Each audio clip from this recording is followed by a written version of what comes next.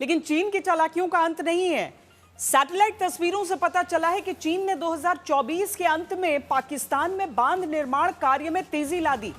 चीन के सरकारी मीडिया ने भारत की तरफ से सिंधु जल संधि को निलंबित करने के बाद पाकिस्तान में बांध निर्माण में तेजी लाने की सूचना दी है।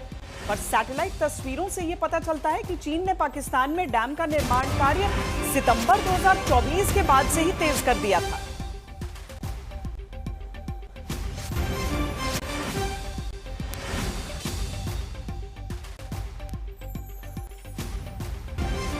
तो हर तरफ से किस तरीके से पाकिस्तान की घेराबंदी हो रही है वो आप देख रहे हैं, लेकिन उसके साथ ही चीन जिस तरीके से पाकिस्तान को बचाने में जुटा हुआ है वो भी आप देख रहे हैं। अफगानिस्तान को एक तरीके से वो कोशिश कर रहा है खरीदने की, वहां की सरकार को खरीदने की कोशिश वो कर रहा है कि सीपैक में उसको भी शामिल करना चाह रहा है।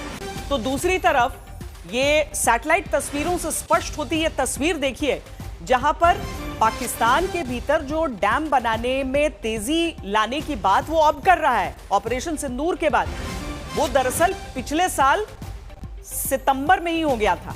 हमारे साथ इस समय हमारे संवाददाता प्रणय उपाध्याय जुड़ रहे हैं। प्रणय, इसके पीछे क्या हो सकता है, क्या कारण हो सकता है, क्यों चीन ने ऐसा कहा? अभी अगर ये दिखा रहा है कि देखिए भारत ने जल संधि को रोका तो अब हम वहां पर डैम बनाने में तेजी ला रहे हैं, पर सितंबर 2024 की ये तस्वीरें।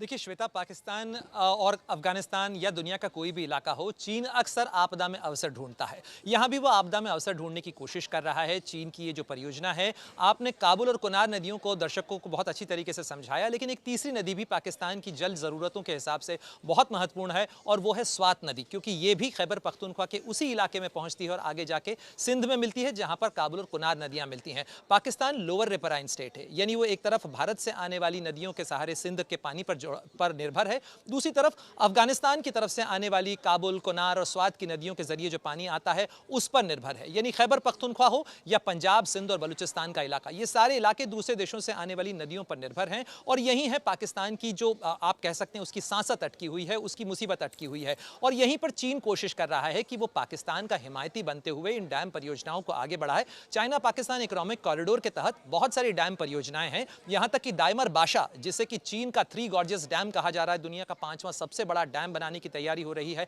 पाकिस्तान के बारे में मैं एक छोटी सी चीज केवल आपको यह बता दूं कि पाकिस्तान दुनिया के सबसे ज्यादा वाटर स्ट्रेस्ड देशों में से एक है। यानी भारत में यदि प्रति व्यक्ति पानी की जरूरत या पानी की जो उपलब्धता है वो करीब 1,500 घन मीटर प्रति वर्ष है, तो वहीं पाकिस्तान के अंदर यह अनुपात करीब 750 से 800 घन मीटर तक है। यानी हमसे आधा पानी पाकिस्तानियों को मिलता है और यही पाकिस्तान की सबसे बड़ी परेशानी और मुसीबत की वजह है। और इसीलिए वो चीन के पास दौड़ दौड़ कर जा रहे हैं कि भैया हमारे लिए बांध की व्यवस्था कर दीजिए, क्योंकि जैसा आपने भी दर्शकों को बताया, काबुल और कुनार इन दोनों ही नदियों पर यदि बांध अफगानिस्तान बनाता है तो पाकिस्तान की समस्या यह है कि वहां तो रोने को कोई सिंधु नदी जल जैसा समझौता भी नहीं है।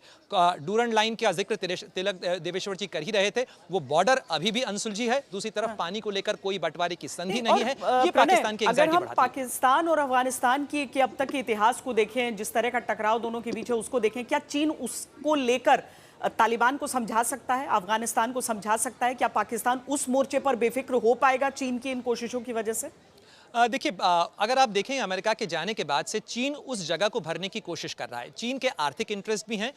वाखान कॉरिडोर के इलाके के अंदर अफगानिस्तान के साथ में चीन की सीमा भी लगती है। इनफैक्ट आपको याद होगा कुछ समय पहले जब अफगानिस्तान और पाकिस्तान के बीच में टकराव बढ़ा था तो पाकिस्तान में एक सुर ये भी उठा था कि क्यों ना वाखान कॉरिडोर को काट दिया जाए, क्योंकि वो दोहरा लाभ देता है। पाकिस्तान को ज़्यादा ज़मीन और इलाका भी मिलता है और दूसरी तरफ चीन ये सुनिश्चित कर लेता है कि उसकी तरफ से उसकी बॉर्डर सिक्योर हो जाएगी। लेकिन चूंकि चीन का इंटरेस्ट है, इकोनॉमिक इंटरेस्ट है, सिक्योरिटी इंटरेस्ट है, इसलिए वो कोशिश करेगा कि वो अफगानिस्तान में तालिबान को समझाने की कोशिश करे, अपने साथ सीपीईसी में लाने की कोशिश करे। लेकिन आप ये जानती हैं, ये इतिहास गवाह है इस चीज़ का कि तालिबानी और ख़ासतौर पर अफगानिस्तान के लोगों को कोई अपना उस तरीके से डोमिनेट नहीं कर पाया, कोई वहाँ राज नहीं कर पाया। उसे ग्रेवयार्ड ऑफ एम्पायर्स कहा जाता है। क्या चीन अब ये गलती करने की कोशिश करेगा? ये बड़ी बात प्रणय कह रहे हैं। तो विस्तार से हमने आपको समझाया। बहुत शुक्रिया प्रणय इस पूरी